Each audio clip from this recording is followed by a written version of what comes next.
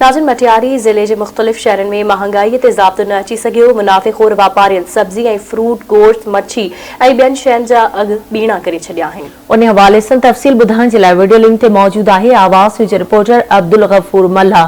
जी अब्दुल गफूर, इन वक्त सां मौजूद है मटियारी में इहो आखे ॿुधाया त महांगाई त हिकु त आवाम जी चेल चिबी करे छॾी आहे ऐं जीअं रमज़ान शरीफ़ जो भलारो महीनो शुरू थियो आहे जेके हिते जा मुनाफ़िक़ और दुकानदार आहिनि उन्हनि पंहिंजा अघ ॿीणा करे छॾिया आहिनि।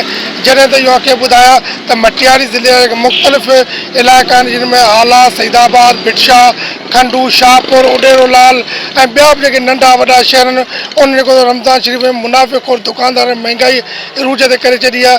ऐं इहो आखे ॿुधाया कि सूफ़ आहिनि 300 खां 400 रुपए किलो, मुर्गीअ जो गोश्त 600 रुपए खां 700 रुपए किलो आहे। इन हवाले सां मटियारी जे साञावंदनि या जेको आवाम आहे ऐं असां कोशिशि कंदासीं मटियारी जे लाॻापियल मंदारनि सां त हुन महांगाई ते कहिड़ो कंट्रोल करे सघिया आहिनि ऐं उहा आवाम सां पंहिंजा वीचार कहिड़ी रीति वञनि अचो हुन खां पुछूं। जेका महांगाई थी आहे या हथ सां महांगाई कई वई आहे, रेट उन्हनि पंहिंजी मर्ज़ीअ सां मुक़ररु करे छॾिया आहिनि। सॼे साल जी कसर ग़रीबनि मां कढी रहिया आहिनि, मगर इंतिज़ामिया जेको आहे कुझु बि कोन थी करे। बरसाति जा मुतासिर आहिनि वीचारा, मिसकीन आहिनि, मज़दूर आहिनि, जेके कमाइनि खाइनि उनखे रिलीफ त को बि कोन रमज़ान महीने मिलियो।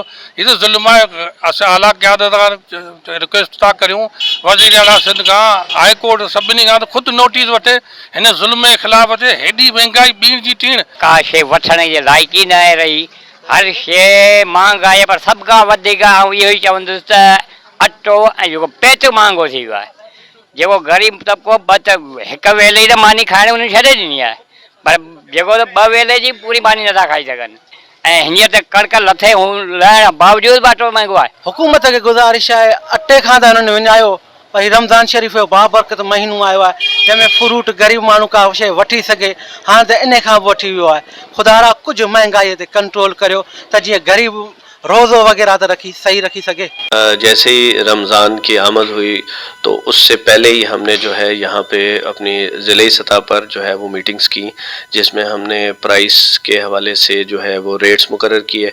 और फिर जो हमारी यहाँ पे टीमें हैं हमने उनकी कमेटीज़ बनाई, जिसमें हमने ब्यूरो सप्लाई, जिसमें मार्केट कमेटी, जिसमें एग्रीकल्चर डिपार्टमेंट और जो हमारे मजिस्ट्रेट है, प्राइस मजिस्ट्रेट, एसीज़, मुख्तियारकार, उनको यही कहा कि आपने जो है जो हमारे रेट हैं जो उसी के ऊपर जो है यहाँ पे अशिया जो है वो बिकेंगी।